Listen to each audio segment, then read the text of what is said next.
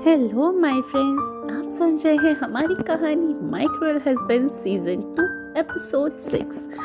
कहानी का टाइटल है तू इकलौता है मेरा। तो कहानी स्टार्ट करने से पहले एक छोटी सी रिक्वेस्ट कि प्लीज़ आप मेरे चैनल को सब्सक्राइब करिए और वीडियोस को ज़्यादा से ज़्यादा तक शेयर करिए, ठीक है। और कहानी पसंद आती है तो प्लीज़ लाइक कमेंट करिए। आपके लाइक कमेंट्स मेरे लिए बहुत ज़्यादा ज़रूरी है, क्योंकि मुझे इस कहानी को लिखने में बहुत ज़्यादा मेहनत लगती है और उसके बाद मैं इस कहानी को आपके लिए एक बहुत ही अच्छे तरीके से रिकॉर्ड करती हूँ। तो अगर आप मुझे लाइक और कमेंट्स नहीं करेंगे और आप ये नहीं बताएंगे कि आपको ये कहानी कैसी लग रही है, तो मुझे इस कहानी को लिखने में बिल्कुल भी अच्छा नहीं लगता है। तो प्लीज़ अगर आप चाहते हैं कि मैं इस कहानी को ऐसे ही कंटिन्यू करूँ, तो इस कहानी को ज़्यादा से ज़्यादा शेयर कीजिए एंड कमेंट्स करिए और प्लीज़ लाइक शेयर करना बिल्कुल भी मत भूलिए। और प्लीज़ मेरे चैनल को सब्सक्राइब भी करिए। शायद बहुत ज़्यादा नहीं मांग रही, थोड़ी सी चीज़ें हैं, तो प्लीज़ आई होप आप इन चीज़ों को पूरा कर पाएंगे। तो चलिए अब कहानी को हम शुरू करते हैं। इस एपिसोड में मुझे 30 लाइक्स चाहिए। अगर आप 30 लाइक्स करते हैं तभी मैं इस कहानी का अगला एपिसोड आज के आज ही अपलोड कर दूंगी। तो चलिए कहानी को स्टार्ट करते हैं। आराध्या की आंखों में बहते आंसू देखकर और उसकी सिसकियां सुनकर रणविजय ने अपने हाथों से अपनी पकड़ को ढीला कर दिया और आराध्या के पास होकर फुसफुसाते हुए कहा, रणविजय शेखावत कुछ भी कर सकता है, ये बात अच्छे से अपने दिमाग में बिठा लो। तुम तो क्या, भगवान भी अब मुझे नहीं रोक सकते। देखो, मैं तुम्हारी सारी ख्वाहिशों को तो मार ही चुका हूँ, तुम्हारे सारे अरमानों को खत्म कर चुका हूँ। जो तुमने आज तक चाहा है सब कुछ स्वाहा। जो मेरा है उसे मैं दूसरों का रहने नहीं देता। हर हाल में वो मेरा होकर ही रहता है, जिसके लिए मैं किसी भी हद तक जा सकता हूँ। समझी तुम? तुम्हारी इस मेहंदी पर मेरा नाम भले ही ना हो, तुम पर मेरा टैग हमेशा हमेशा के लिए लग चुका है, वो भी मेरे ही हाथों, जो कुछ दिन का नहीं उम्र भर तक का है, और ये कभी नहीं हटने दूंगा मैं। आराध्या ने उस वक्त भी अपनी आंखें बंद कर रखी थी। रणविजय उसके बहुत करीब था, उसकी पकड़ से वो छूट नहीं सकती थी और पास होना उसका बर्दाश्त नहीं हो रहा था। तभी रणविजय उसके दोनों हाथ अपने हाथों में पकड़ते हुए, देखो ना माय वाइफ, अपने ये हाथ देखो, बस कुछ दिन और फिर तुम्हारे इन हाथों में ना मैं खुद अपने नाम की मेहंदी लगाऊंगा। लाल रंग से भी ज्यादा गहरा रंग होगा। फिर तुम्हारे हाथों का ऐसा रंग, ऐसी मेहंदी जो आज तक किसी को ना लगी होगी, सिर्फ तुम्हें लगाऊंगी। यू और वेरी लकी। अब रणविजय शेखावत तुम्हारी लाइफ में आया है तो ये सब पॉसिबल है। फिर सबसे कहना, रणविजय जी ये मेरी मेहंदी देखो, मुझे क्या सबको दिखाना और बोलना माय डेविल हस्बैंड के नाम की मेहंदी है। मोहब्बत में भी ऐसा रंग नहीं आएगा जितना मेरी नफरत का होगा। मिसेस शेखावत, तुम्हारे हाथों पर वाओ, कांग्रेचुलेशन। आराध्या, ये सबसे डिफरेंट शादी मुबारक हो, और शादी का पहला तोहफा मेरी ओर से मिलने वाले ये आंसू। दुनिया का हर पति अपनी पत्नी को खुशियाँ देता है, एक्सपेंसिव चीजें देता होगा, पर मैं तुम्हें सिर्फ और सिर्फ दर्द दूंगा, जो तुम्हें एहसास दिलाएगा कि तुम मेरी हो और मेरे खिलाफ नहीं जा सकती। आराध्या को उसने खुद से दूर धकेलते हुए कहा। एक तो आराध्या को पहले से ही इतनी चोट आई थी, ऊपर से रणविजय की उन बातों और गंदे बर्ताव से उन जख्मों पर नमक डालने जैसा काम कर दिया था। उस वक्त आराध्या के तन और मन दोनों पर वो बेहिसाब हावी हुए जा रहा था। उसकी हालत बहुत बुरी हो गई थी कि अंदर अंदर ही वो मानो टूट रही हो, ऐसा महसूस हो रहा था। वो उस वक्त बस उस दर्द की एक घूंट ही पी रही थी जो उसकी तकलीफ बढ़ाए जा रहा था। उसकी आवाज़ दब चुकी थी। बस उस दर्द को सहते उसकी सिसकियाँ और सांसों का शोर सुनाई पड़ रहा था। आंखें अभी भी दर्द में थी, आंसू बहना जारी थे। तभी रणविजय आराध्या को फिर से अपनी बाहों में पकड़ते हुए बोला, आई से आंखों खोलो। आई से आंखें खोलो जस्ट नाउ। पर खोले कैसे? बंद आंखों से वे सब कुछ सह रही थी और बर्दाश्त कर रही थी। रणविजय को देखना तक नहीं चाहती थी, पर रणविजय कहाँ तरस खाने वाला था। उसे कोई फर्क ना पड़ रहा था कि आराध्या के आंसुओं से न दर्द से। रणविजय के चेहरे पर गुस्से के भाव थे। उस वक्त वो फिर उस पर जोर से चिल्लाया, I said open your eyes। तभी राधा रणविजय की ओर देखती रही और अपनी आंखें उसने खोली। होंठ दबाने अपने होठों को अपने दांतों से दबा लेती है। रणविजय ने आराध्या की आंखों की ओर देखा जो लाल हो चुकी थी। ये देख आराध्या के आंसू अपने हाथों से पोंछता हुआ बोला, ये आंखें गुस्से में लाल हैं या रोने से? मिसेस शेखावत। वो उसके बहुत करीब आ चुका था और उसकी सांसें आराध्या के चेहरे को टच कर रही थी। तभी आराध्या ने अपना चेहरा पीछे लेते हुए और सिसकियां भरते हुए कहा, रणविजय शेखावत, जानकर अनजान बनना कोई आपसे सीखे। कोई जख्म देने वाला उन जख्मों की वजह मुझसे पूछ रहा है। शर्म कीजिए थोड़ी तो। आपको आपके किए का एहसास भी नहीं हो रहा। किस पत्थर के बने हैं आप?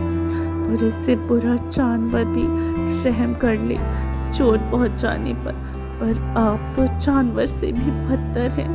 कितने गिरे हुए हैं कि सिर्फ तकलीफ देना आता है दूसरों को।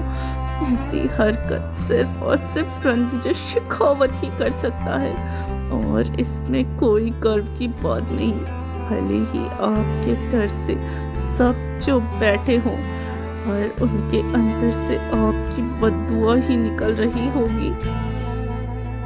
आपकी शर्मनाक हरकतों से इतने सब के बाद भी आराध्या को ऐसा बोलता देख अभी भी वो उसे सुना ही रही थी। इतने दर्द के बाद भी उसमें इतनी हिम्मत थी कि आंखें डालकर जवाब दे रही थी। जहाँ उसकी आवाज नहीं निकलनी चाहिए वहाँ आराध्या उसे बुरा बुरा कही जा रही थी। खुद का दर्द दिया आराध्या को दिख भी नहीं रहा था। खुद का दिया दर्द तो दिख ही नहीं रहा था। साफ साफ रणविजय को आराध्या के चेहरे पर रणविजय का डर अभी भी नहीं था।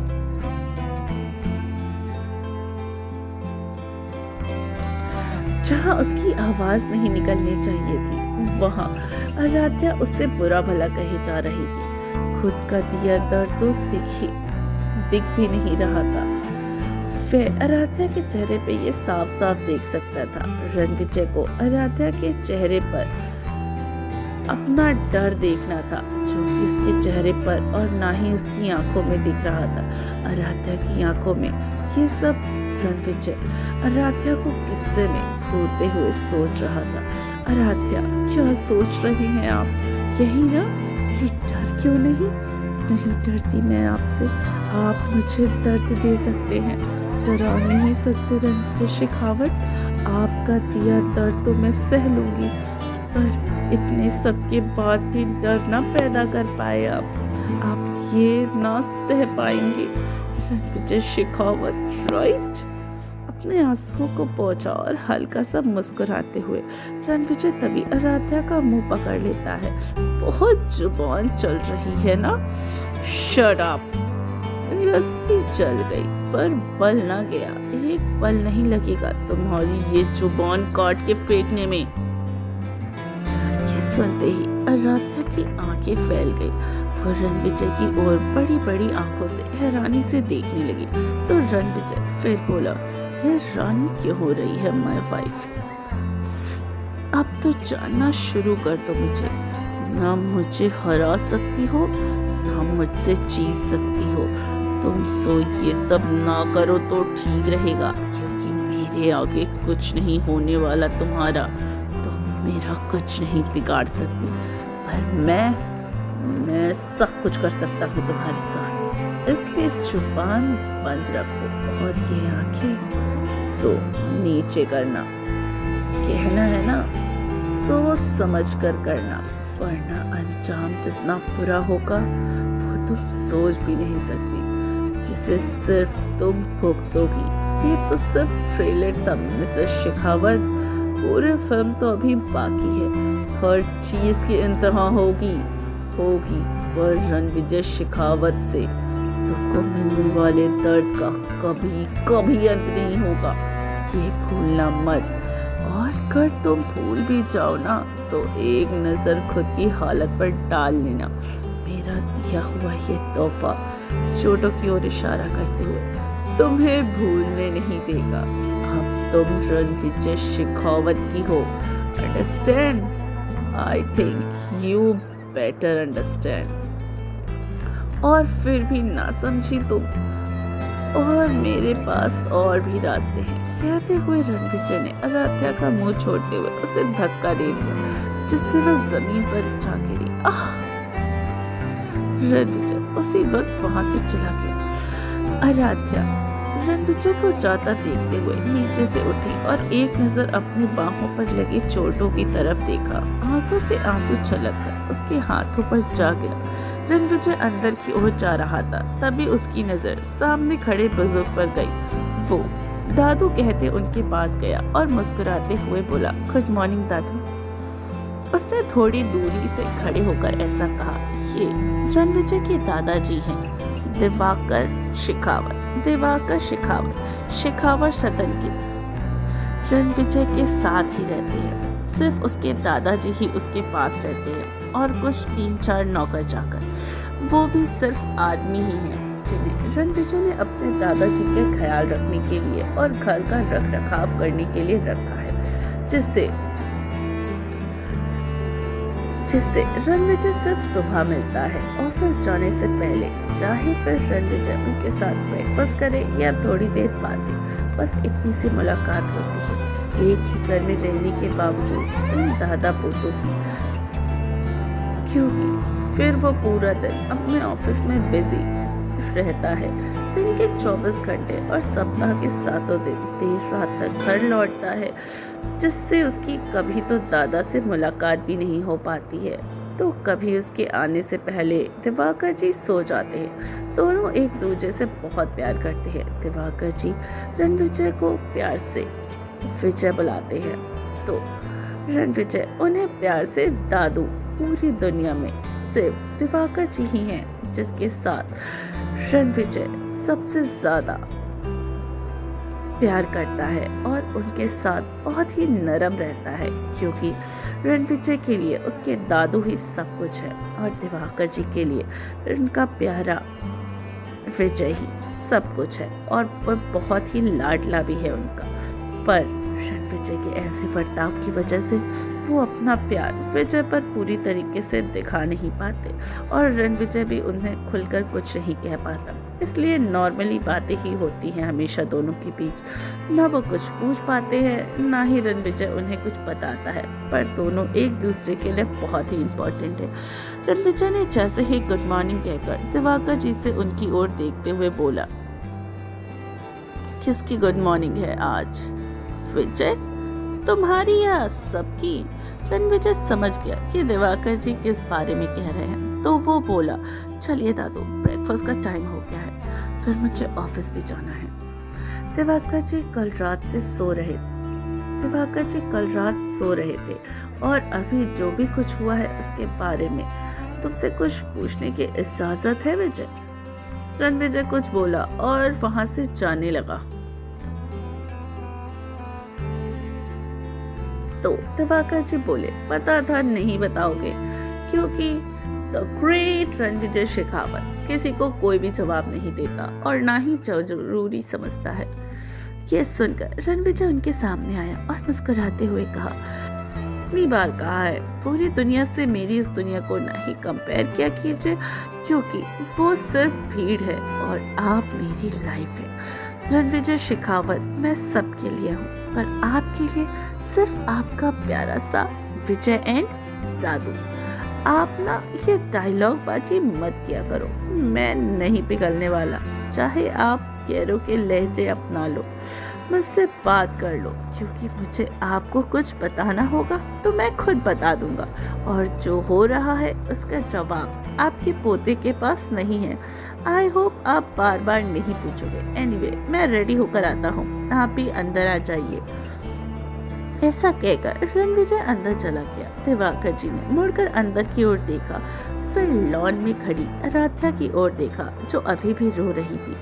ये देखकर दिवाकर जी ने खुद से बोला, समझ नहीं आता विजय, तू ऐसा क्यों बन गया है? कुछ कह भी नहीं सकता, ना पूछ सकता हूँ। जब तक तू ना चाहे बताएगा भी तो नहीं, तुझे अपनी ही करनी होती है बस। और तू इकलौता है मेरा, और मैं नहीं चाहता कि तू मुझसे दूर हो। मेरी रोक टोक पर भी तू नहीं मानेगा। मैं समझा कर तुझे थक चुका हूँ। तो फ्रेंड्स, क्या लगता है आपको, क्या रणविजय के दादाजी आराध्या को इस जगह से निकालने में हेल्प करेंगे? वे रणविजय से उसका पीछा छुड़वाने में हेल्प करेंगे? तो चलिए, कहानी को आगे जानने के लिए थोड़ा सा इंतज़ार कीजिए और कहानी को सुनिए, लाइक्स कीजिए, कमेंट्स कीजिए, कहानी को शेयर कीजिए और मेरे चैनल को सब्सक्राइब कीजिए। तो फिर मैं इस कहानी का अगला पार्ट आज ही अपलोड कर दूंगी। तो चलिए, मिलती हूँ आपसे अगले पार्ट में। तब तक के लिए अपना ख्याल रखिए और सुनते रहिए माय क्रूएल हस्बैंड सीजन 2 सिर्फ टिनी FM चांद के साथ।